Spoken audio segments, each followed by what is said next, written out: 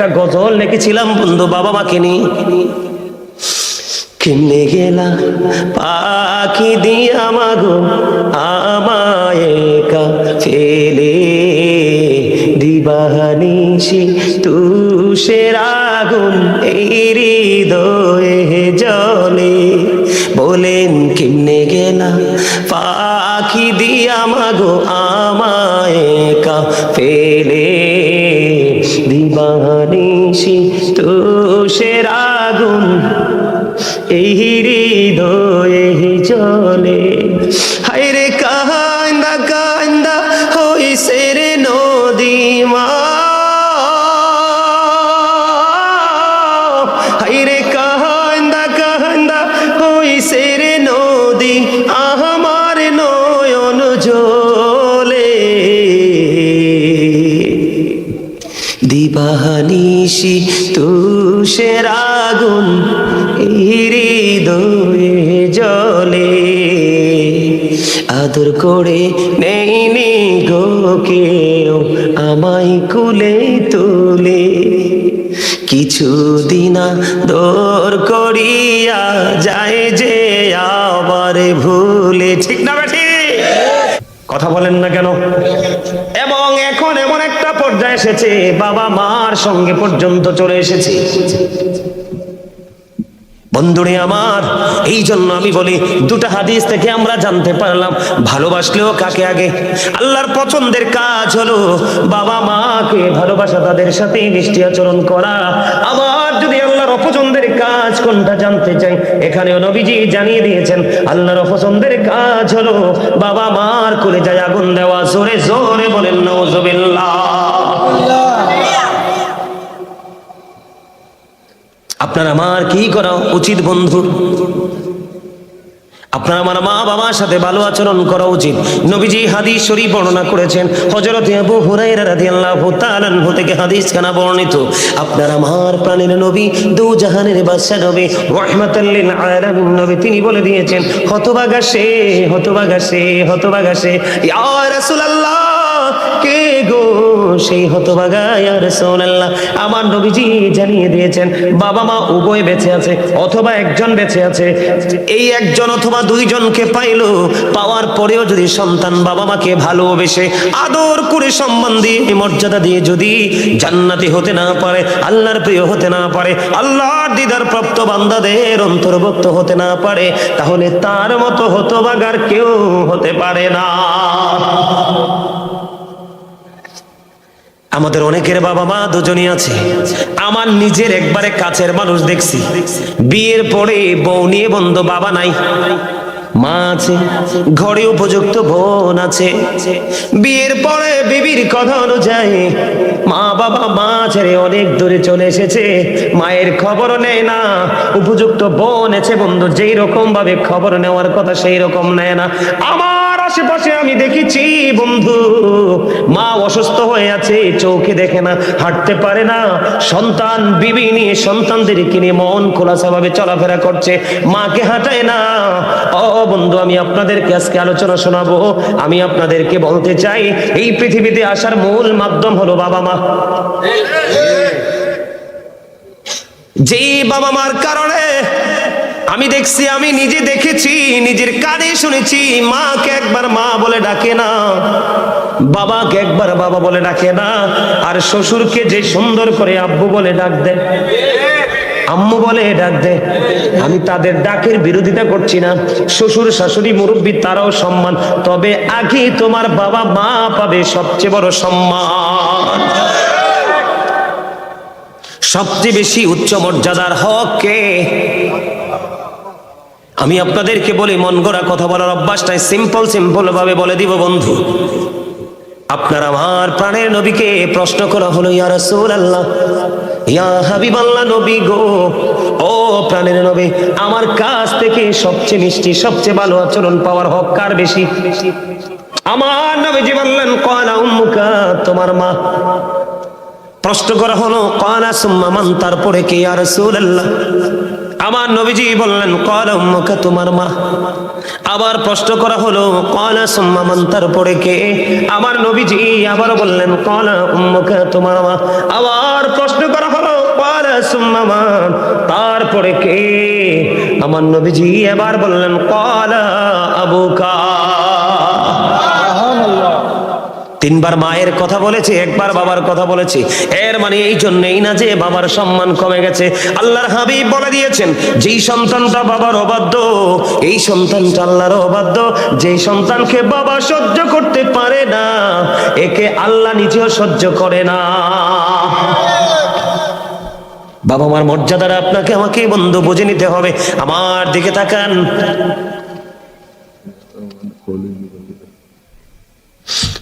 হাদিস শরীফের মধ্যে এসেছে বন্ধু, আল্লাহর হাবিব সরকারে মদিনা তিনি বললেন, এক ব্যক্তি এসে নবীজিকে প্রশ্ন করলেন, ইয়া রাসূলুল্লাহ, বাবার মর্যাদাটা দেখেন, যে একবার বলার কারণে যে বাবার ইজ্জত কমে গেছে এমনটি নয়, কারণ মা বাবার তুলনায় অনেক বেশি কলিজায় ব্যথা সহ্য করে রে সন্তানের জন্য। মায়ের মতো ত্যাগী নারী পৃথিবীতে আর কেউ হতে পারে না। আমরা যদিও পুরুষ, বাংলার জমিনে দেখেন অনেক এক্সাম্পল আছে বন্ধু, অনেক মৌলবী পর্যন্ত আছে, হাফেজ পর্যন্ত আছে, আলেম পর্যন্ত আছে, সন্তান একটা দুইটা ফালাই চলে গেছে, কিন্তু এমনও মা আছে রে, একটা সন্তানের দিকে তাকায়া তার জীবনটাকে কুরবানি করে দিছে। আছে না নাই? আমাদের এলাকাতে বন্ধু একজন আমি দেখেছি, ওনার একটা মাত্র মেয়ে, মেয়েটা গর্ভে থাকা অবস্থায় নাকি ওনার স্বামী চলে গেছে। ওই নারীটা এত আদবের সাথে জীবন যাপন করেছে, কেউ বলতে পারবে না সে বেয়াদব মহিলা, সে বলতে পারবে না কেউ যে অন্যদিকে নজর দিয়েছে বন্ধু। তার দৃষ্টিভঙ্গি, তার চলা পোশাক আশাক আমি সারা জীবন দেখেছি। উনি সাদা, সব সময় সাদা কাপড় পরতো। আমার জীবনে কোনোদিন আমি রঙিন কাপড় ওনার পরনে আমি দেখিনি, অথচ উনি 100% ইয়াং। আল্লাহ দিয়েছে ওনাকে কন্যা সন্তান। এই কন্যা সন্তানের দিকে তাকাইয়া আর জীবনে কোনো স্বামী সংসারে যায় নাই। এই সন্তানের দিকে তাকাইয়া এখন তিনি বুড়ো হয়ে গেছে, বৃদ্ধ হয়ে গেছে, চুলগুলো পেকে গেছে বন্ধু, উনি কোনোদিন বিয়েতে যায় না। এই মায়ের কলিজায় যদি সন্তান আঘাত দেয় রে, আল্লাহর আরশ পর্যন্ত কেঁপে ওঠে। এই জন্য নবীজি বলে দিয়েছেন বন্ধু, তিনবার প্রশ্ন করা হয়েছে, তিনবারে মায়ের কথা বলা হয়েছে, আর একবার বাবার কথা বলা হয়েছে। এই জন্য বাবার ইজ্জত বন্ধু কমে যায়নি। নবীজির কাছে এক ব্যক্তি এসে প্রশ্ন করলো, ইয়া রাসূলুল্লাহ, ইয়া হাবিবাল্লাহ, নবী গো, আমার দৌলত আছে, সম্পদ আছে, সবই আছে, আমার বাবা আমার সম্পদ নিজের মতো করে ব্যয় করতে চায়, নিজের মতো করে খরচ করে। এবার আমার রাসূল বললেন, তুমি তোমার সম্পদ নয়, তুমি নিজেও তোমার বাবার সম্পদ। কথা হাদিস শরীফের মূল ভাষাটাকে আপনারা বুঝতে পারছেন। আল্লাহর হাবিব বলে দিয়েছেন, শুধু তুমি না, শুধু তোমার সম্পদ না, তোমার উপার্জিত অর্থ নয়, শুধু তোমার অর্থ না, তুমি নিজেও তোমার বাবার সম্পদ। বাবা যেমনি চাইবে এমনি তোমাকে ইউজ করতে পারবে, তুমি না করতে পারবা না।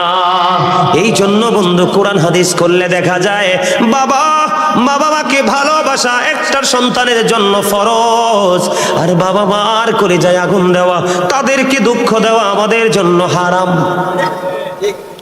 আপনি বলেন, যদি মায়ের পায়ের নিচে যদি জান্নাত হয়, বাবা মা মায়ের চেহারার দিকে আপনি তাকাইয়া মনে মনে বললেন, মাবুদ আমার মা কেমন জানি হয়ে গেছে, আমার মা দুর্বল হয়ে গেছে, আমার মা অসুস্থ হয়ে গেছে, কি হয়েছে গো? আপনার মায়ের চেহারাটার দিকে তাকাইয়া আফসোস আপনার অন্তরে চলে আসলো, মায়ের জন্য বন্ধু হৃদয়ে আগুন শুরু হয়ে গেল। আল্লাহর হাবিব বলছেন, এই যে তোমার অন্তরে মায়ের প্রতি যে প্রীতি জন্ম হয়েছে, এটার বিনিময়ে তোমার আমলনামায় হজের সওয়াব দেওয়া হয়ে গেছে। আল্লাহ বরাদ্দ দিয়েছি, ইয়া রাসূলুল্লাহ, দৈনিক যদি 100 বার তাকাই, নবীজি বললেন 100 হজের সওয়াব তোমার আমলনামায় চলে যাবে। জোরে জোরে বলুন না সুবহানাল্লাহ। এই বাবা মাকে কষ্ট দেওয়া যায়নি বন্ধু, বাবা মা চাইলে আপনি দিতে হবে, পারতাম না শব্দ বলা যাবে না। আর পৃথিবীতে আবার মনে হয় এমন কোন মা বাপ নাই রে, যেটা সন্তানের জন্য কষ্ট হবে সেটা মা বাবা চায়। কথা বলেন না? আমার ওয়াজে কি মনোযোগ নাই আপনাদের?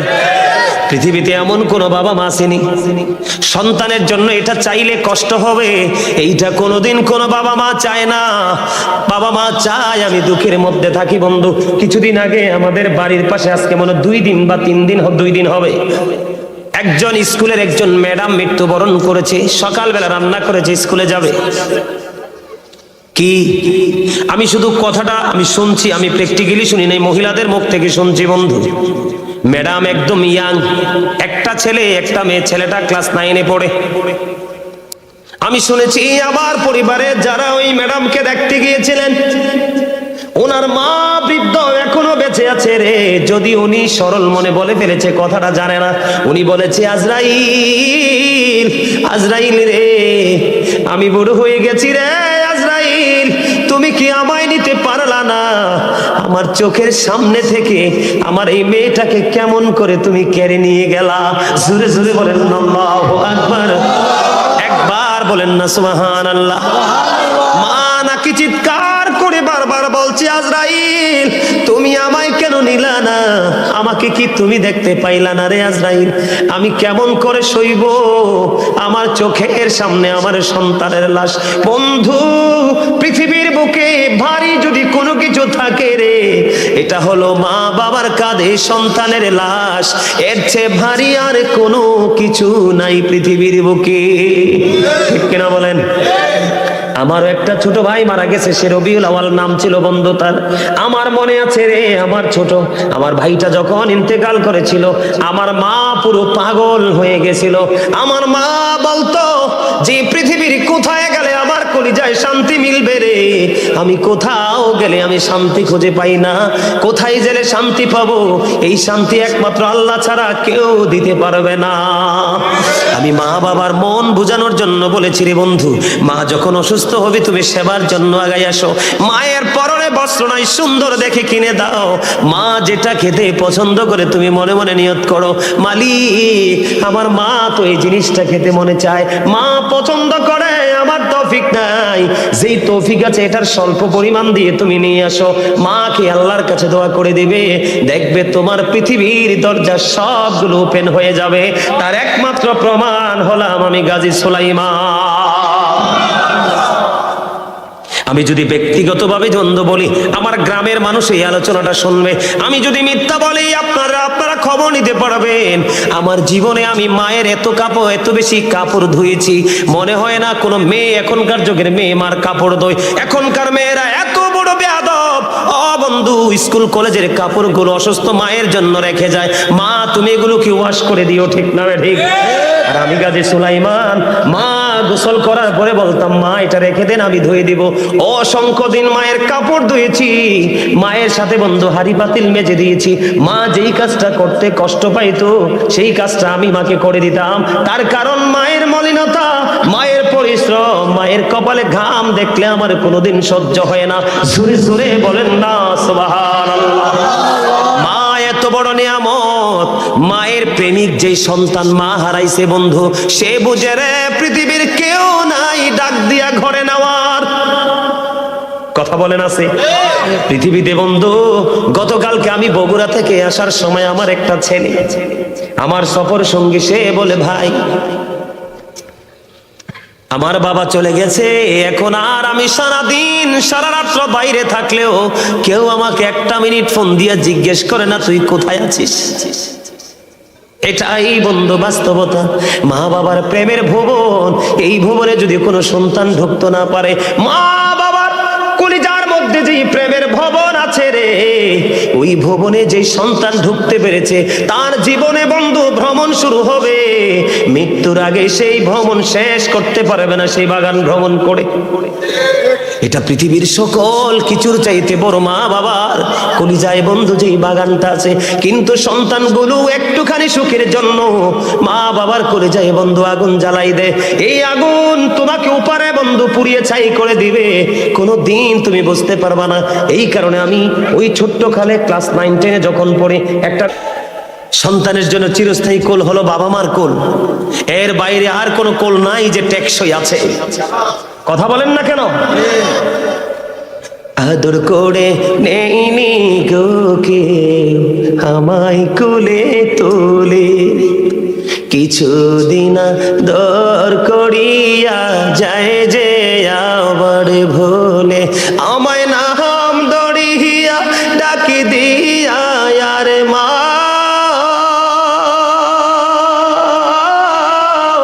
আমায় নাম দড়িয়া ডাকি দিয়া আর কে নিবে রে ঘরে, দিবানিশি তুষের আগুন এই হৃদয়ে জ্বলে। ঠিক না বা ঠিক? ডাক দিয়ে নেওয়ার মতো কেউ আসেনি? বন্ধু, সেই ছোট্ট থাকতেই গজলটা লিখেছিলাম, অনেকবার অনলাইন থেকে ভাল লাগলে শুনে নেবেন। যেটা আমি বলতে চেয়েছিলাম বন্ধু, বাবার অবাধ্য হইলে আল্লাহর অবাধ্য। বাবা যা চায় তা দিতে হবে, মা যা চায় তা দিতে হবে, মাকে কষ্ট দেওয়া যাবে না। বন্ধুরে আমার, যদি কষ্ট দাও, তুমি আল্লাহ এবং আল্লাহর হাবিবের কথার উপর কথা বলেছো, আল্লাহ রাসূলের কণ্ঠস্বরের উপর তুমি কণ্ঠস্বর উঁচু করেছো, আল্লাহর হাবিব বলেছে তুমি করো না, তুমি করেছো। কথা বুঝতে পারছেন নি বন্ধুরি আমার? আল্লাহর হাবিবের কণ্ঠস্বরের উপর যদি আপনার কণ্ঠস্বরটা উঁচু হয়ে যায়, আপনার জীবনের যত করব এগুলো মনের অজান্তে বন্ধু শেষ হয়ে যাবে। জোরে জোরে বলেন আল্লাহু আকবার। আমি আপনাদেরকে বন্ধু একটা হাদিস শরীফের একটা অংশ বিশেষ আপনাদের সামনে তুলে ধরবো। ছোট্ট একটা হাদিস, আমার দিকে তাকান, আমি আগে নেগেটিভটা আপনাদের সামনে তুলে ধরবো বন্ধু। নেগেটিভটা এমন ভাবে আমি আপনাদের সামনে তুলে ধরবো। হযরতে জুরাইজ নামে আল্লাহর একজন প্রিয় বান্দা ছিলেন। ওই জুরাইজ মানুষকে নিয়ে একত্রিত হয়ে আমল করতে তিনি পছন্দ করতেন না। লোকালয় থেকে অনেক দূরে উনি একটা হুজরা বানিয়েছিলেন। হুজরাটা বানিয়েছিলেন তিনি মাটি দিয়ে। গভীরভাবে খেয়াল করবেন বন্ধু, অত্যন্ত গুরুত্বপূর্ণ শিক্ষা। আপনার জীবনে নামাজের সওয়াব আছে, দানের সওয়াব আছে, ও বন্ধু সব ধরনের নেক আমল আপনার জীবনে আছে, কিন্তু বাবা মার সাথে ভালো সম্পর্ক নাই, আপনার এই আমল কখনোই আল্লাহর দরবারে গ্রহণযোগ্য নয়। পৃথিবীর কোন আমল আপনাকে আল্লাহ পর্যন্ত পৌঁছাতে পারবে না, যেটা যত তাড়াতাড়ি ও বন্ধু মা বাবার ভালোবাসা আপনাকে নিয়ে যেতে পারবে। আপনারা এখান থেকে শিখতে পারবেন বন্ধু। অনেক আলোচনা করব, থাকবেন তো? সবাই শুনতে রাজি তো? কে কে শুনতে রাজি হাত তোলেন। মারহাবা।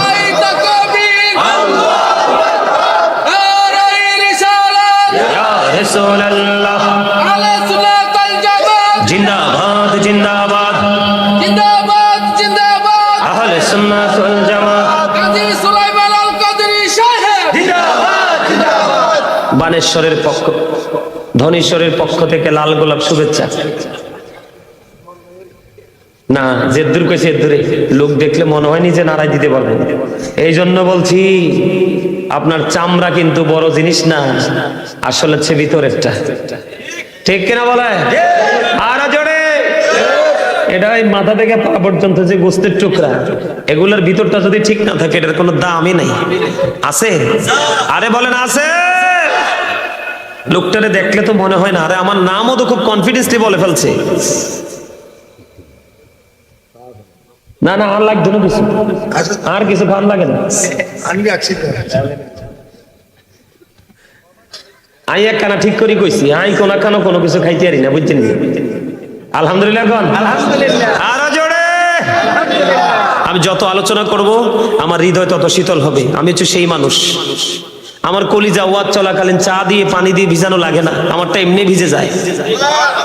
আমি গল্প বলছি না তো, হাজার হাজার ভিডিও দেখবেন।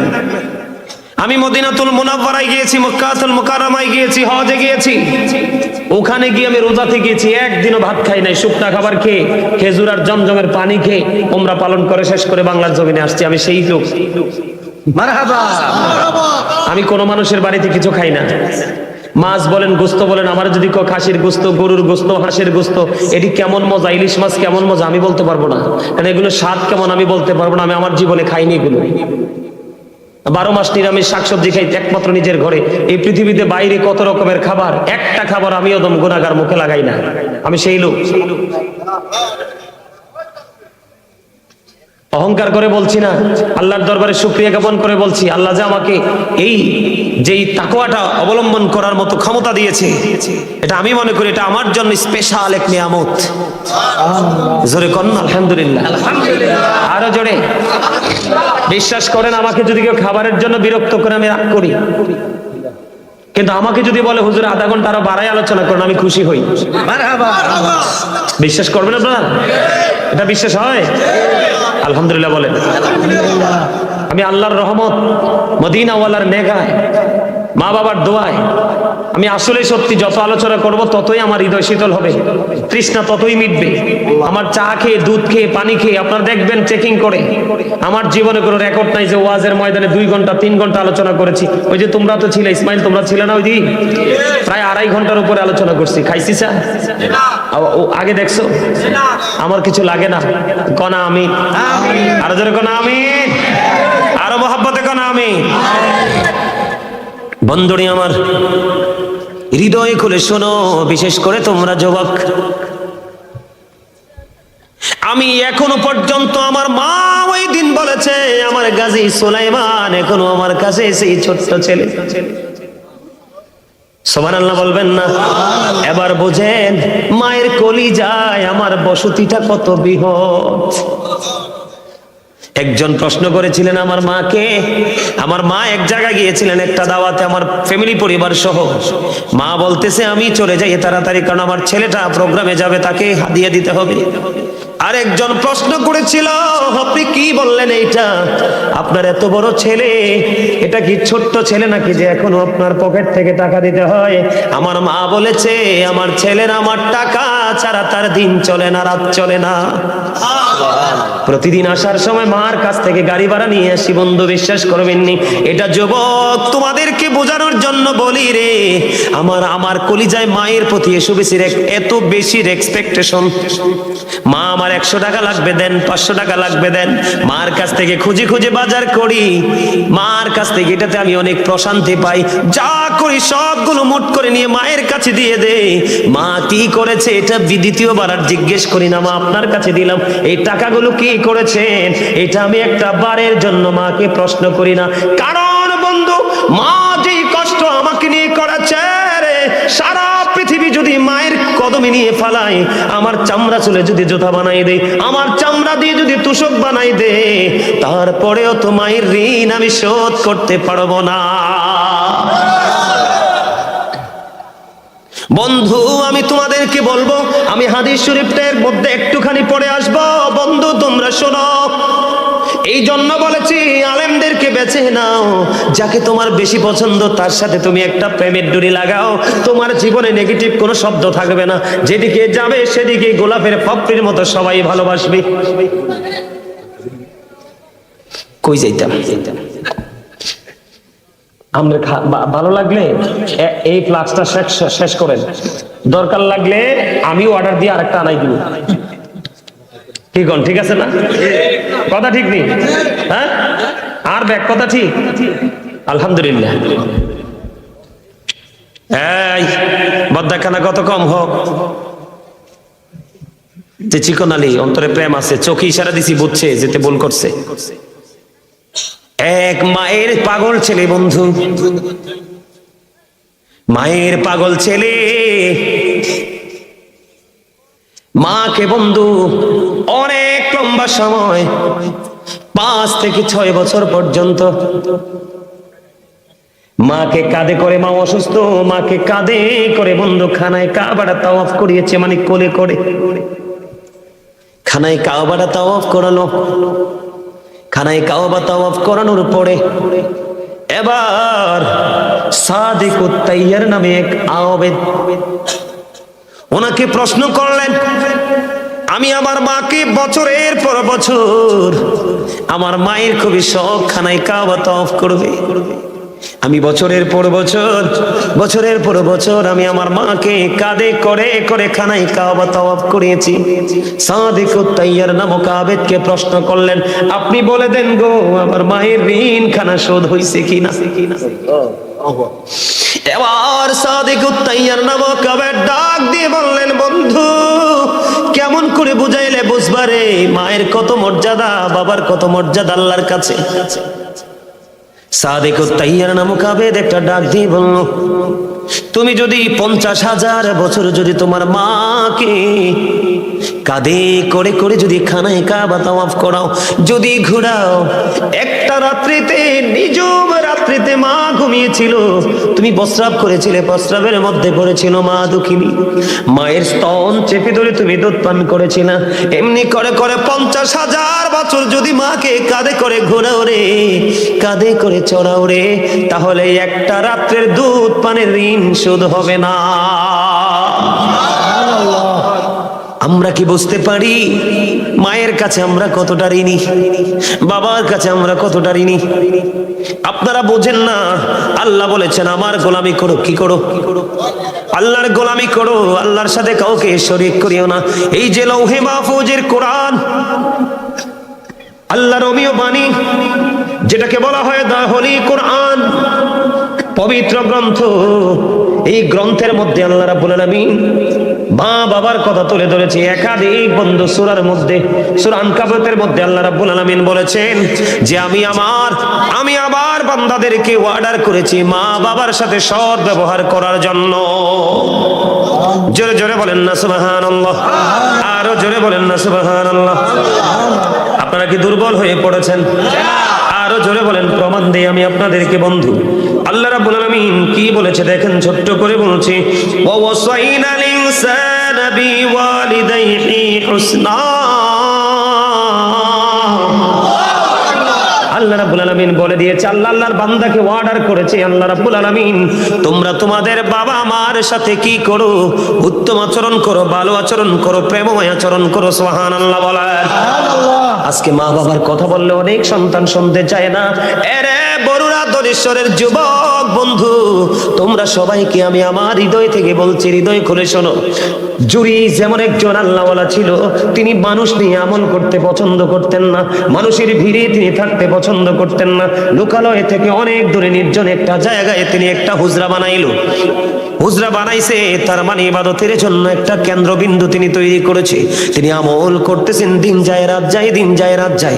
একদিন তিনি হুজরার মধ্যে বন্ধ নামাজের নিয়ত বাঁধলেন। নামাজের নিয়ত বাঁধা অবস্থায় মা দুঃখিনী বাইরে চলে আসলেন, এসে ডাকে, বাবা জুরিস, বাবা গো তুমি কোথায় গো বাবা? আমি মা এসেছি তোমার সাথে দেখা করার জন্য। এখন খেয়াল করবেন, গভীর খেয়াল, জুরিস কিন্তু নামাজ পড়তেছে। কি করতেছে? সেজদার চাইতে, ইমানের পরে সেজদার চাইতে দামি আমল আর কিছু আসেনি। কপালে আল্লাহ, কপালটা আল্লাহর কুদরতি কদমে ঠেকানো, এটার চেয়ে দামি আমল আসেনি। খেয়াল করবেন বন্ধু, বুখারী শরীফের হাদিস। ছেলেটা নিয়ত নামাজ পড়তেছে, এদিক দিয়ে হুজরার বাহিরে থেকে এসে বন্ধু, ধরেন একটা এক্সাম্পল, হুজরা বললে অনেকে বোঝে না সাধারণ মানুষ, ধরেন ঘরের ভিতরে ছেলে নামাজ পড়ে, বাহির থেকে মা ডাকতেছে, বাবা জুরিস, আমি মা এসেছি তোমার সাথে দেখা করবো। এবার জুরিস ডেকে ডেকে বলে, আল্লাহ আল্লাহ গো, আমি তো নামাজের নিয়ত বেঁধে ফেলেছি, এখন আমি কি আমার মায়ের ডাকে সাড়া দিব, নাকি আমি নামাজ খানা চালিয়ে যাব? ওই সন্তান হযরত জুরিস, আল্লাহর বুজুর্গ বান্দা, সে কি করলেন? মায়ের ডাকে সাড়া দিলেন না। সাড়া না দিয়ে তিনি নামাজটাই চালিয়ে গেলেন।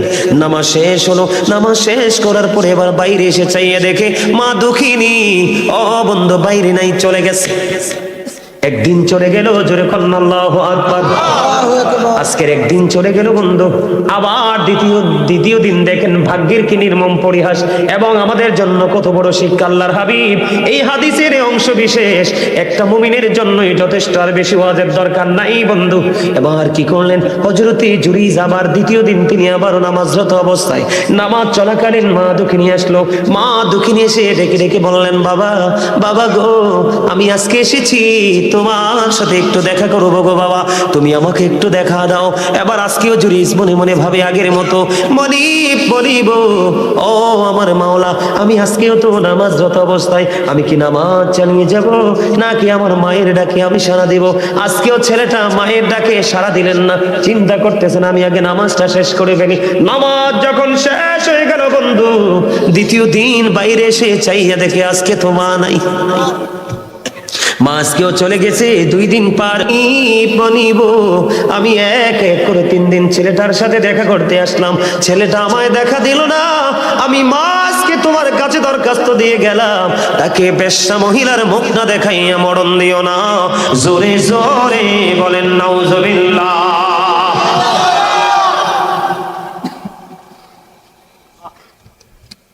এবার আশ্চর্য ধরনের ঘটনা বন্ধু। মা কি করলো, দোয়া তো বড় দোয়া করে চলে গেল। পাশেই বসবাস করতো এক বেশ্যা মহিলা, মহিলার পেটের মধ্যে বাচ্চা। ধীরে ধীরে ওই বেশ্যা মহিলার গর্ভ থেকে সন্তান প্রসব করলো। করার পরে মানুষ তাকে প্রশ্ন করলো, তুমি সন্তান তুমি কোত্থেকে নিয়ে এসেছো? বন্ধু আফসোস লাগে রে, এই পৃথিবীর সন্তান, ও বন্ধু এই পৃথিবীর সন্তানগুলোর কি অবস্থা হবে রে। বেশ্যা মহিলার যখন সন্তান পৃথিবীতে আসলো, মানুষ তাকে প্রশ্ন করতে লাগলো, তুমি সন্তান তুমি কোত্থেকে নিয়ে এসেছ? এবার এই বেশ্যা মহিলা একটা ডাক দিয়ে বলল, এই সন্তান আমি এনেছি ওই জুরিস থেকে। জোরে জোরে বলেন না নাউজুবিল্লাহ। একবার বলেন আল্লাহু আকবার। আল্লাহর দোয়া মায়ের দোয়া আল্লাহ কবুল করছেনি। এবার দেখেন ছেলেটার পাওয়ার বোঝানোর জন্য, এত পাওয়ারফুল সন্তান হওয়ার পরেও মায়ের অভিশাপ দিতে লাগতে দেরি হয় নাই।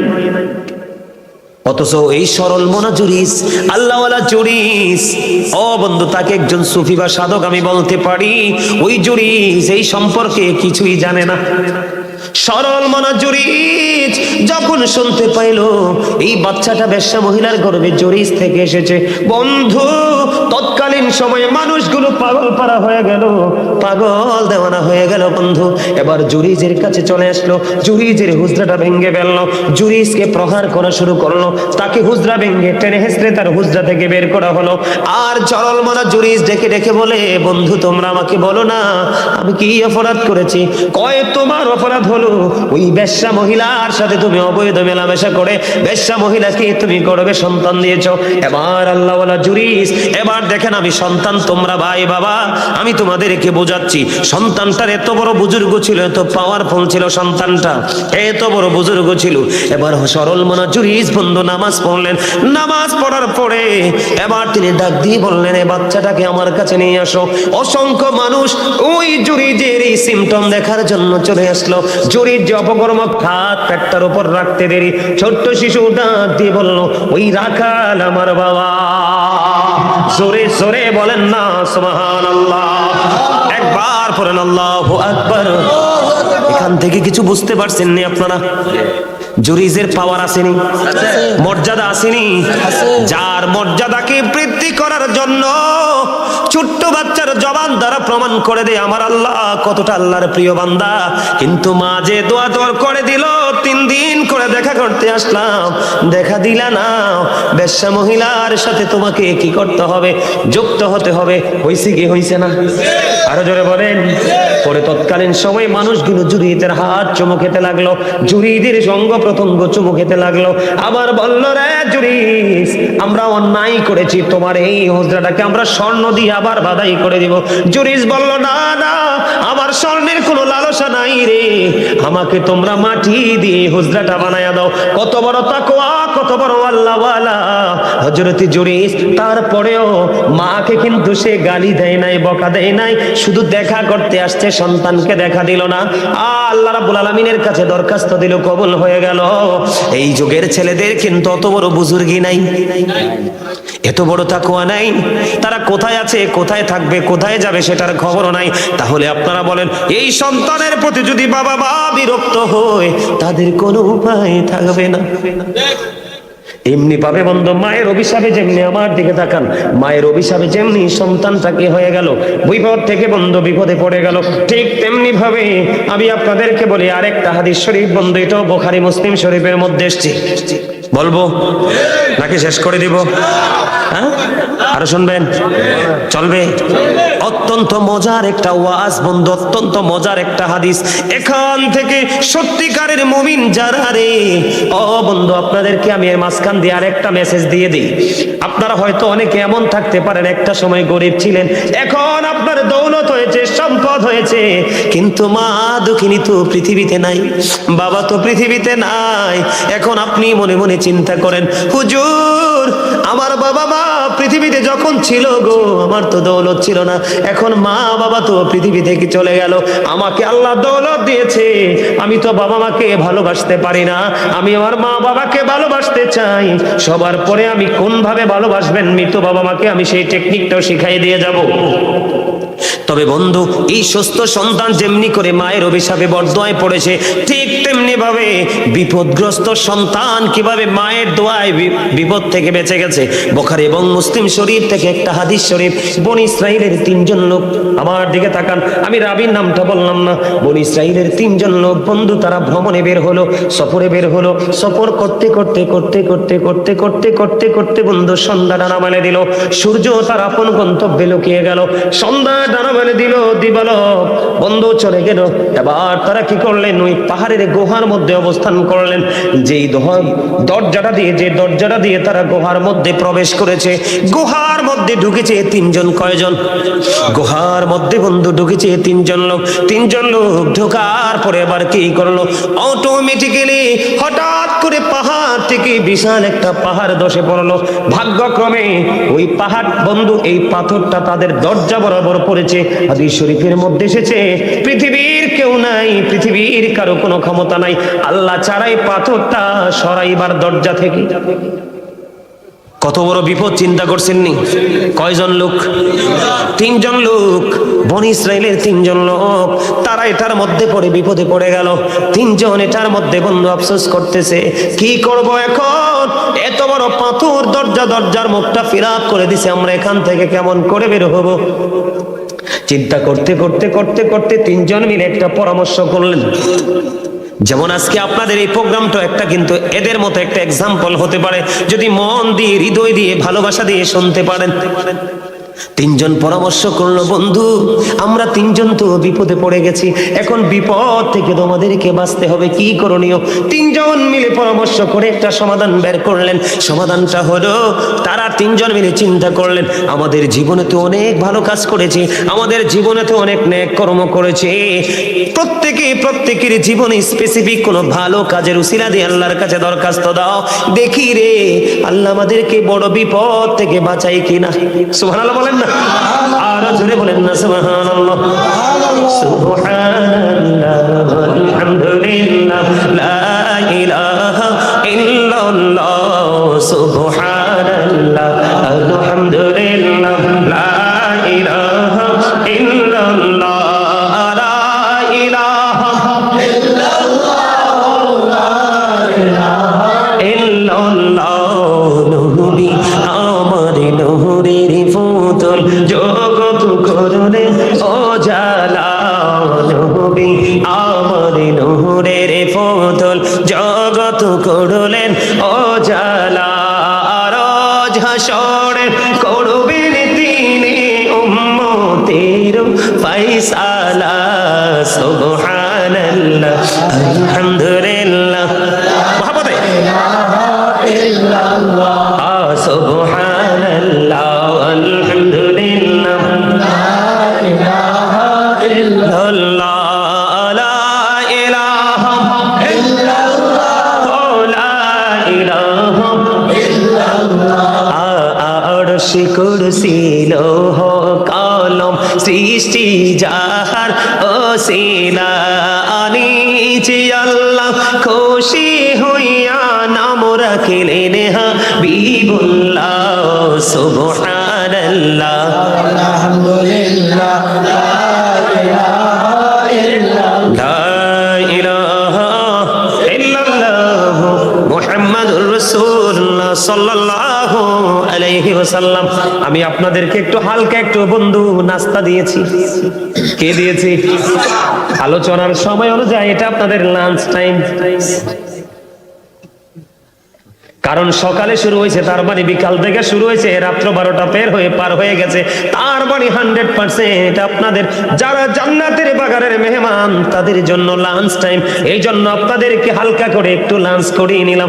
হুজুর, এটা আবার কেমন ধরনের ব্যবহার, এটা আবার কেমন ধরনের কথা? এটা আমার কথা নয়, নবীজি জানিয়ে দিয়েছেন জান্নাতের বাগানে যারা প্রবেশ করে তারা জান্নাতের মেহমান হয়ে যায়, তারা জান্নাতি হয়ে যায়, তারা জান্নাতের মেহমান হয়ে যায়। জান্নাতের মেহমানদের জন্য খাবার হলো সুবহানাল্লাহ আলহামদুলিল্লাহ লা ইলাহা ইল্লাল্লাহ সুবহানাল্লাহ আলহামদুলিল্লাহ লা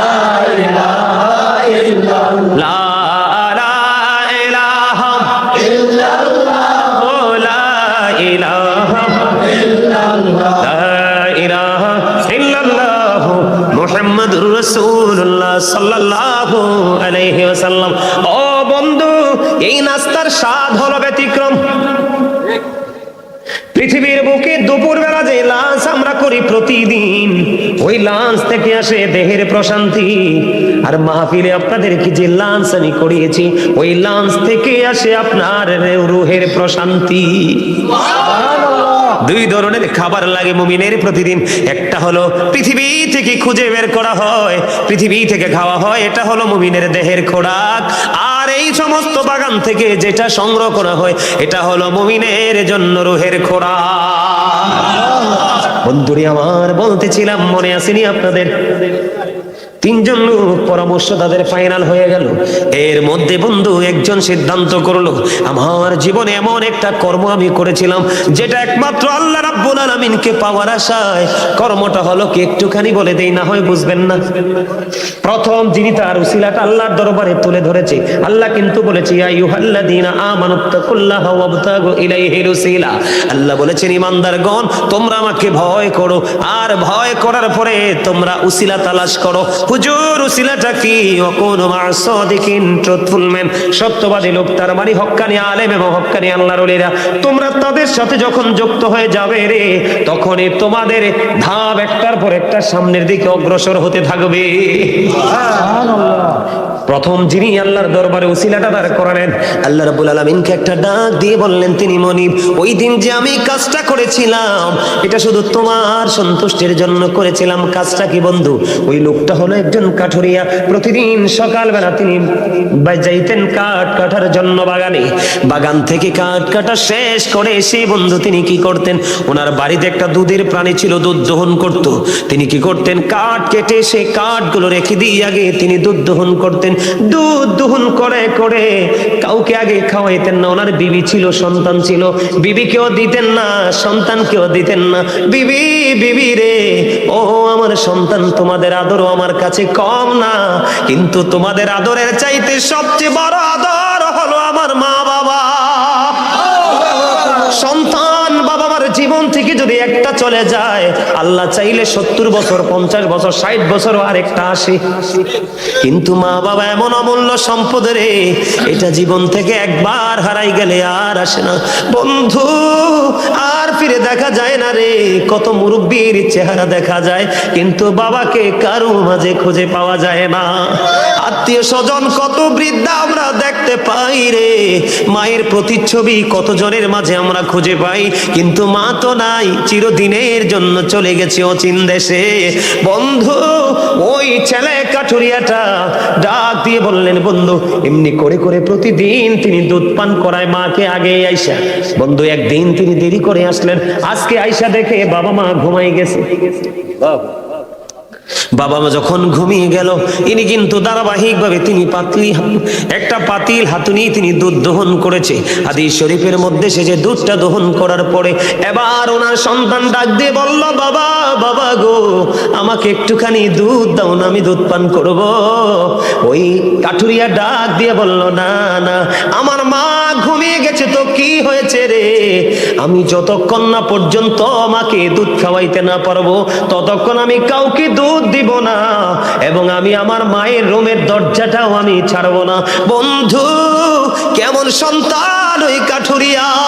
কাঠুরিয়া কি করলো? মা যে যাই জায়গার মধ্যে ঘুমাইছে। ও বন্ধু, দুধের পাত্রটা হাতে নিয়ে দাঁড়াইয়া রইল। দাঁড়াইয়া থাকতে থাকতে ফজরের আজান হয়ে গেল। মা দুঃখিনী বন্ধু উজু বানাইলো। উজু বানাইয়া যখন ফ্রেশ শেষ হয়ে গেল, ওই কাটুরি আগে তার মাকে দুধ পান করাইলো।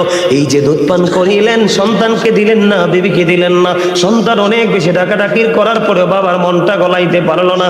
ওই দিন ওই কাজটা শুধু করেছি আমি একটা মাত্র কারণে।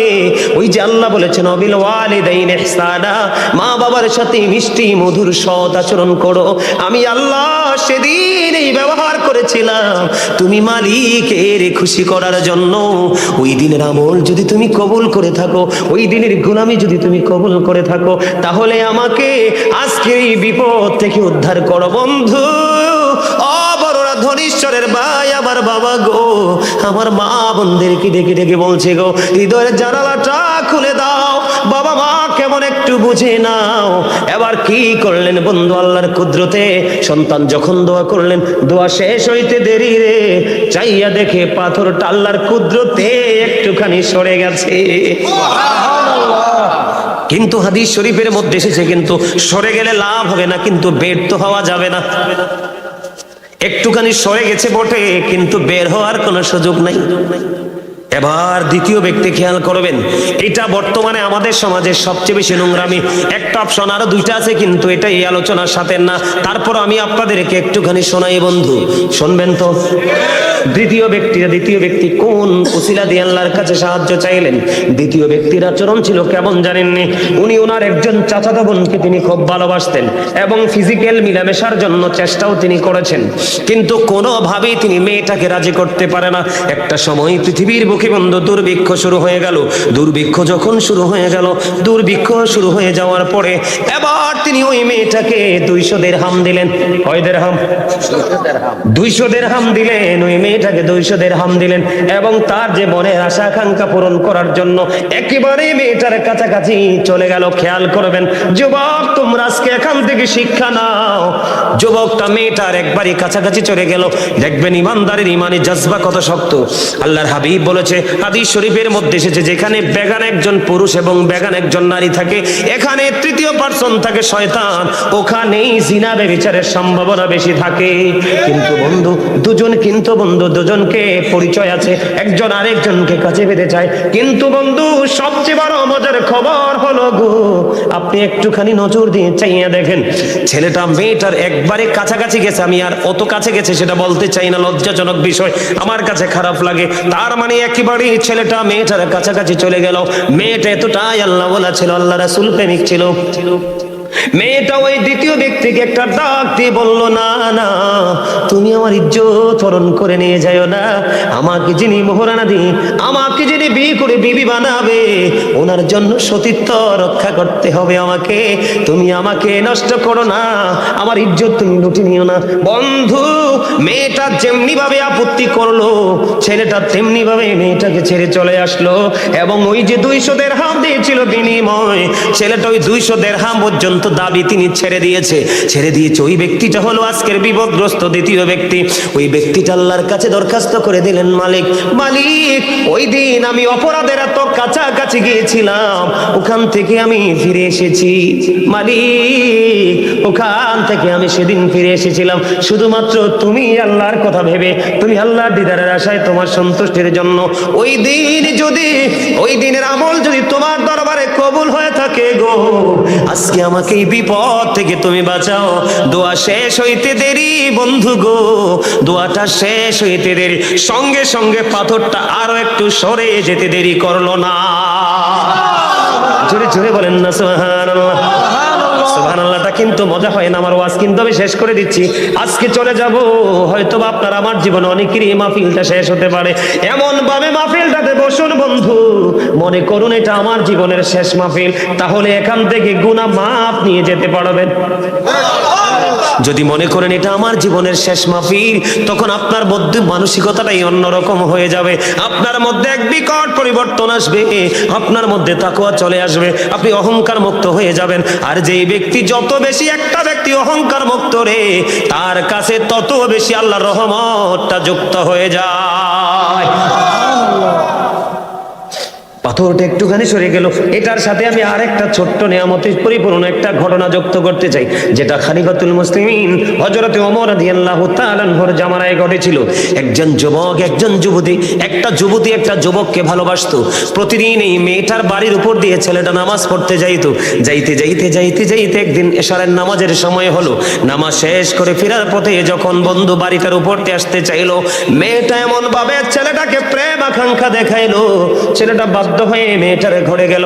যাওয়ার পরে ছেলেটার অন্তরে, যাওয়ার পরে বন্ধু ছেলেটার অন্তরে কি হলো, আল্লাহর কাছে দাঁড়াইতে হবে, হিসাব দিতে হবে। তার মধ্যে এই ভয় কম্পন শুরু হয়ে গেল। ওই ছেলেটা সঙ্গে সঙ্গে বেহুশ হয়ে মাটিতে পড়ে যায়। ওমা সুবহানাল্লাহ বলেন না। একটা ছেলে যৌবনে পরিপূর্ণ ভরা, এইরকম একটা ছেলে একটা মেয়ে দুজন একবারে কাছাকাছি হয়ে গেছে, কিন্তু ছেলেটা মেয়েটার কাছে গিয়ে বেহুশ হয়ে গেছে। আপনারা কি বিষয়টা সহজ মনে করেছেন? আরে না, অত্যন্ত ভাবার একটা বিষয়। খেয়াল করেন আমার কথাটা। ছেলেটা বন্ধু বেহুশ হয়ে গেল, পাগল পারা হয়ে গেছে। আপন স্বজনেরা খুঁজতে খুঁজতে মেয়েটাকে বা এই মেয়ে ছেলেটাকে মেয়েটার ঘরে এসে পাইলো। পাওয়ার পরে বাবা বাড়ি নিয়ে গেল। বাড়ি নিয়ে যাওয়ার পরে ছেলেটাকে প্রশ্ন করলো, বাবা গো তুমি কেন গিয়েছিল ওই মেয়েটার ঘরে, আবার কেনই বা তুমি অজ্ঞান হয়েছো, সেন্সলেস কেন হয়ে গেলা? বাবা বাবা গো, প্রতিদিন এই মেয়েটা আমাকে প্রেম আকাঙ্ক্ষা দেখায়, আজকে কেন যে আমি চলে গেলাম। যাই হোক আমি চলে গেছি বাবা। মেয়েটার কাছাকাছি যখন গেলাম আমি দেখতে পাইলাম একেবারে নোংরা একটা সময়ের মধ্যে, আমি নোংরা একটা সময়ের দিকে আমি এগিয়ে যাচ্ছি। তখন আমার মনের মধ্যে আমার মালিকের কথা মনে হলো, আমার মালিকের দরবারে দাঁড়াতে হবে গো, কেমন করে আমি চক্ষুটা দেখাবো আল্লাহকে। এই ভয় এই চিন্তায় আমার মধ্যে একটা আলাদা একটা অনুভূতি চলে আসলো। আমি বেহুশ হয়ে গেছি গো বাবা। এই কথা বলার পরে ছেলেটা পুরো বিস্তারিত বন্ধু ঘটনাটা বলে ফেললো। বলার পরে আবার পুনরায় সঙ্গে সঙ্গে সে বেহুশ হয়ে যায়। আর এই বেহুশের সবার সামনে তাৎক্ষণিকভাবে সে মারা যায়। ইন্না লিল্লাহি ওয়া ইন্না ইলাইহি রাজিউন। ছেলেটা বেহুশ হয়ে গেল এবং ইন্তেকাল করলো। ইন্তেকাল করার পরে তার কাফন দাফন সবকিছু হয়ে গেল। হওয়ার পরে হযরতে ওমর রাদিয়াল্লাহু তাআলা আনহুকে জানানো হলো। ওমর রাদিয়াল্লাহু তাআলা আনহু খবর পেয়ে চলে আসলেন। চলে আসার পরে বন্ধু এই ছেলেটার কবরের পাড়ে চলে গেলেন। কবরের পাড়ে গিয়ে যে তিনি বন্ধু ছেলেটার জন্য দোয়া করলেন আর বলতে লাগলেন, যিনি অপরাধ করতে গিয়ে আল্লাহর কথা মনে করে আল্লাহর দরবারে দণ্ডায়মান হতে হবে, আল্লাহর দরবারে হিসাব দিতে হবে, এই ভয় কারো হৃদয়ে ধারণ করে যদি কেউ যদি অপরাধ থেকে বেঁচে থাকে, তাহলে আল্লাহ রাব্বুল আলামিন খুশি হইয়া ওই বান্দার জন্য 2টা জান্নাত বরাদ্দ করে দেয়। হযরত ওমর বলতেছে বন্ধু, হযরত ওমরের বক্তব্য চলতেছে। এই চলতে চলতে কিছুক্ষণ আগে বন্ধু, কয়েক ঘন্টা আগে ছেলেটাকে দাফন করা হলো। ওই যুবক ছেলের কবর থেকে আওয়াজ বের হয়ে আসতেছে। হযরতে ওমর রাদিয়াল্লাহু তাআলা আনহুকে ডাক দিয়ে বললেন, খলিফাতুল মুসলিমিন আপনার কথা সত্য, আমার কবরে দাফন করার সঙ্গে সঙ্গে আমি 2টা জান্নাতে পেয়ে গেছি। আপনি যত বেশি নেইমারকে ভালোবাসবেন আপনার চরিত্র তত খারাপ হবে।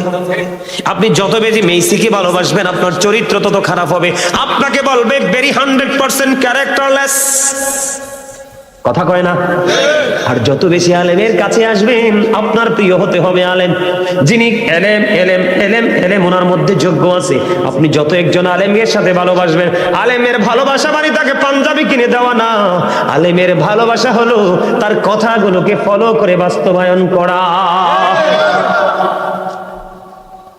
হ্যাঁ বলো হুজুর দিতে পারবো না, দিতে পারবে, সব দিবেন, তবে আপনার মধ্যে থাকতে হবে সবার আগে আমার ভালোবাসার মানুষকে আমি ফলো করব। কথা কি বুঝেন নাই? আমার এমন কিছু লোক আছে, এমন কিছু লোক আছে এরা একবারে মডার্ন ছিল, আর এখন আমার সাথে হাঁটলে বুঝছেননি কেউ বলবে না এরা যে সাধারণ মানুষ, এই দাড়ি এই চুল, সবসময় পাঞ্জাবি পড়ে। সুবহানাল্লাহ বলেন না? অনেক আছে। এক ছেলে অস্ট্রেলিয়া থেকে ফোন করছে, অস্ট্রেলিয়া থেকে ফোন করে বলতেছে, হুজুর জীবনে কত হুজুরের ওয়াজ আমি শুনছি, কিন্তু আপনার নামাজের ওয়াজ আমার কাছে এত বেশি হৃদয় ছুঁয়েছে, হুজুর আমি এক্ষণ বের হচ্ছি, আজকে থেকে আমি কথা দিয়েছি আপনাকে 1 ওয়াক্ত নামাজ আমি ছাড়বো না, আমি জায়নামাজের জন্য বাজারে যাচ্ছি। এটা হলো প্রেম। এটা হলো ভালোবাসা। এই ভালোবাসাই মানুষকে নিয়ে যাবে চিরস্থায়ী প্রেমের সাগরে। বুঝেন নাই? প্রেম সাগর কোনটা? আল্লাহ রাসূলের সন্তুষ্টি। বন্ধুরে আমার 2 নাম্বার অপশন চলে গেল। 3 নাম্বার হলো তৃতীয় ব্যক্তি। বন্ধু তৃতীয় ব্যক্তি তিনি তিনের দরখাস্ত দেবে। ওনার জীবনের কর্মটা বন্ধু এতটাই তাকওয়া সম্পূর্ণ, এতটাই প্রেমময়, বিশেষ করে আমার কাছে বেশি পছন্দ। কারণ কাল হাসরের ময়দানে মানুষ সব কিছু দিয়ে যত বেশি আটকাবে তার চেয়ে বেশি বিপদে পড়বে মানুষের হক নিয়ে। কথা কয় না? আমি আপনাদেরকে আজকে বলে দেই বন্ধু, আপনাদের জীবনে যদি পরের হক মারার মতো কোনো ঘটনা না থাকে তাহলে মনে করবেন আপনার মৃত্যুটা বন্ধু স্বস্তির হবে, নেয়ামতের হবে। তৃতীয় লোকটার দেখেন না, তৃতীয় লোকটার তাকওয়াটা বন্ধু কেমন।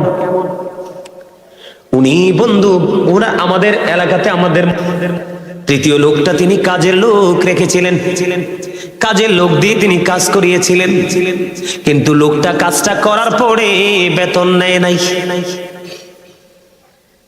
মালিকের কাছে তার বেতন রেখে চলে গেলেন কোন জানা গন্তব্যে।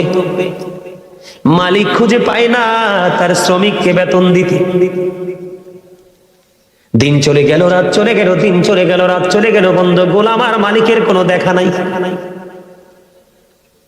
তৃতীয় ব্যক্তি যিনি আজকে মহা বিপদে, যেই বিপদের খবর আল্লাহ ছাড়া কেউ জানে না। কথা কি বুঝেননি আপনারা? দেখেন মালিকের প্রেম কত মধুময়। আমার বন্ধু এই মুহূর্তে একটা আয়াত বারবার মনে পড়তেছে। ওই যে আল্লাহ কোরআনে বলেছে, আল্লাযীনা আমানু, যারা ঈমান এনেছে, ওয়া কানু ইয়াত্তাকুন, এবং তাকওয়া অবলম্বন করেছে, লাহুমুল বুশরা, তাদের জন্য সুসংবাদ, ফিল হায়াতিদ দুনিয়া, দুনিয়ার জীবনে, ওয়া ফিল আখিরা, এবং পরকালের জীবনে। আপনি ঈমান আনার পরে যদি আল্লাহকে ভয় করতে পারেন, আপনার জন্য নিয়ামত দুনিয়ায় বরাদ্দ, আখিরাতেও বরাদ্দ। তার সিম্পটম হলো, এর মধ্যে একটা হলো এইটা। 3 নাম্বার ব্যক্তিটা বন্ধু তিনি তো ওনার শ্রমিককে আর খুঁজে পায় না। তিনি কি করলেন? তার পারিশ্রমিকটাকে তিনি ইনভেস্ট করলেন। এটাকে ইনভেস্ট করছে, প্রাণী কিনেছে, বকরি কিনেছে, ওট কিনেছে বন্ধু। এই ওট একটার পর একটা বাচ্চা দিতেছে, বকরি একটার পর একটা বাচ্চা দিতেছে। দিতে দিতে দিতে দিতে দিতে দিতে বন্ধু অনেক বকরি এবং ওট হয়ে গেল। সুবহানাল্লাহ কন্যা। তার মানে একটা প্রাণী থেকে আরেকটা প্রাণী, আরেকটা প্রাণী থেকে আরেকটা প্রাণী বিকট হয়ে গেল। হঠাৎ করে একদিন বন্ধু ওই শ্রমিক চলে আসলো। সুবহানাল্লাহ বলেন না? হঠাৎ করে একদিন বন্ধু শ্রমিক চলে আসলো। আসার পরে মালিকের কাছে ডাক দিয়ে বলতেছে, মনিব, আপনি তো কিছু দিনের জন্য, সাময়িক সময়ের জন্য আমার মনিব, আপনার কাছে আমি কিছু বেতন পাও না, আপনার কাছে আমি কিছু পারিশ্রমিক পাও না, আমাকে দয়া করে যদি আমার এই পারিশ্রমিকটা দিতেন গো, আমি একটু বেশি বেশি উপকৃত হতাম।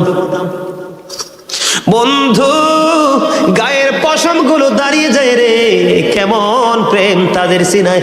মালিক ঢুকিয়ে দিল, আমি আজকে এই বড়রা ধরিশ্বর থেকে আল্লাহর কাছে দরখাস্ত দিব, মালিক তুমি রহমতের নজরে তাকায় দেখো গো মালিক, কত মানুষ, কত আমার দাড়ি ফাঁকা মুরব্বী বাবারা, কত আমার ভাইয়েরা, মাহফিল কমিটি পর্দার অন্তরালে রয়েছেন আমার মা বোনেরা, যাকে তোমার বেশি পছন্দ হয় গো, তার উতিলায় আজকে আমাদেরকে ওই 3 নাম্বার তাকওয়াবান ব্যক্তির মতো বানায়া দাও, আমরা যেন ভোগী না হই, আমরা যেন ত্যাগী হতে পারি। আমিন বলেন না?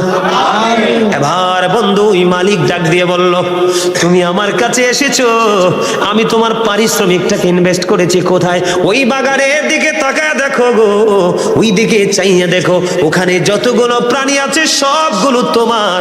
আপনি কি বলতেছেন? কয় হ, ওই যে দেখো সব কিছু তোমার। এটা কেমন করে সম্ভব? আমি তো আপনার কাছে এত সম্পদ পাও না। না, কয় তুমি আমার কাছে সব সম্পদ পাও না, যেদিন তুমি আমার কাছে টাকাটা রেখে গিয়েছিলে, পারিশ্রমিকটা রেখে গিয়েছিলে, বেতন যেদিন আমার কাছে তুমি রেখে গিয়েছিলে রে, এটা আমি আমার পকেটে রাখিনি, তোমার জন্য ইনভেস্ট করেছে। এগুলো বাচ্চা দিতে দিতে দিতে দিতে এত বড় হয়েছে, সবগুলো তুমি নিয়ে যাও, আমার কোনো দাবি না। ওই ব্যক্তি আজকে বন্ধু ওই পাহাড়ের মধ্যে বিপদে পড়ে আছে। এবার কি করলেন? আল্লাহর দরবারে দরখাস্ত করে দিলেন, মালিক ওই যে আমার এই গোলামি শুধু পৃথিবীর কাউকে খুশি করার জন্য নয়, আমি যা করেছিলাম তোমাকে খুশি করার জন্য, ওইটা যদি তুমি কবুল করে থাকো গো, আজকে আমাকে বিপদ থেকে বাঁচাও না গো মালিক। বন্ধু তৃতীয় ব্যক্তির দোয়া শেষ হইতে দেরি রে, শেষ হইতে দেরি। এবার চাইয়া দেখে পুরো পাথরটা আল্লাহর কুদরতি ভাবে সরে গেছে, তিনজনই বিপদ মুক্ত হয়ে গেছে। পারবেন নি এইভাবে করতে? সবাই পারবেন? হযরতে আবু সাঈদ রাদিয়াল্লাহু তাআলা আনহু থেকে বর্ণিত, যাদের বাবা মা নাই তাদের জন্য বন্ধু ওয়াজ। তিনি বলেছেন, বনু সালামা গোত্রের লোক এসে বললেন, ইয়া রাসূলুল্লাহ, নবী গো, ও প্রাণের নবী, আমার তো বাবা মা চলে গেছে পৃথিবী থেকে, আমি তাদের সাথে সৎ ব্যবহার করতে চাই গো, আমি কেমন করে তাদের সাথে সৎ ব্যবহার করব? সুবহানাল্লাহ বলেন না। আপনার বাবা চলে গেছে তো কি হয়েছে, আপনি কি থাকবেন, আমি কি থাকবো? আমরা যেই কোনো সময় চলে যাব, চলে যাওয়ার পরেও তাদের সাথে ভালো আচরণ করব। যেমন ধরেন বাবা মার সাথে মরে যাওয়ার পরে আচরণ। আমি এক্সাম্পল স্বরূপ বলছি বন্ধু, হাদিসের ভাষা অনুযায়ী একটা কালো মেয়ে বাবা আপনার জন্য ভদ্র চয়েস করে গেছে, কিন্তু বাবা বিয়েটা দিতে পারে নাই।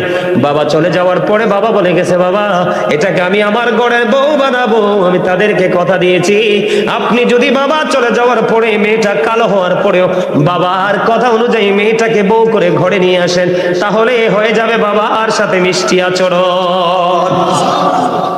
বাবা চলে গেছে কিন্তু বাবার বন্ধু দুনিয়ায় বেঁচে আছে, আপনি বাবার বন্ধুর সাথে ভালো আচরণ করবেন, বাবার বন্ধুর খোঁজ খবর রাখবেন, বলবেন, চাচা গো আমার বাবা চলে গেল, আমি আপনাকে দেখলে বাবার কথা মনে হয়ে যায়, প্রশান্তি আসে, বাবার সাথে ভালো আচরণ করবেন। যেমন আজকের এই মাহফিল, যারা বাবা মার মৃত্যুবার্ষিকী বা বাবা মার আত্মার মাগফিরাতের জন্য টাকা দিয়ে, পয়সা দিয়ে, শ্রম দিয়ে আজকে যারা আয়োজন করেছেন, তারা আপনার আপন স্বজন কবরবাসীর সাথে ভালো আচরণ করেছেন। তাদের জন্য কোরআন খতম পড়াবেন, মিলাদ পড়াবেন, মাহফিল করাবেন, দান সদকা করাবেন, ওয়াদা যেটা দেয় সেটা করবেন, তাদের বন্ধু এবং বান্ধবীর সাথে ভালো সম্পর্ক রাখবেন, এবং প্রত্যেকটা জুমার দিনে বাবা মার কবর জুম্মার নামাজ শেষে জিয়ারত করতে যাবে। পারবেন নি নাকি পারবেন না? এখনকার তো আমরা এত ডিজিটাল হইছি, 4-2 রাকাত ফরজ পড়ার পরে সুন্নতেরই খবর নাই, বাবার কবরের পাশে যাব কোন সময়? ঠিক না ঠিক? আমি কি ভুল বলছি? সম্মানিত উপস্থিতি, ওমর খোদা 3 ঘন্টা হয়ে যেতেছে, আর চলা সম্ভব না, আর চলবো না, প্রতিদিন প্রোগ্রাম। সম্মানিত উপস্থিতি, আপনাদেরকে বিনীতভাবে অনুরোধ করব, জীবনে যাই কিছু করেন, বাবা মার সাথে খারাপ ব্যবহার মনে রাখবেন একটা কথা, তাদেরকে ভালোবাসা সম্মান করা ফরজ, আর তাদেরকে কষ্ট দেওয়া হারাম। আবারও কাছে আপনারা যারা বাইরে দাঁড়িয়ে আছেন সবাই ভিতরে চলে আসেন, আপনারা সবাই ভিতরে চলে আসেন, আসেন। হ্যাঁ, একটা গজল গাইতে, হ্যাঁ গজল বাকি রয়েছে।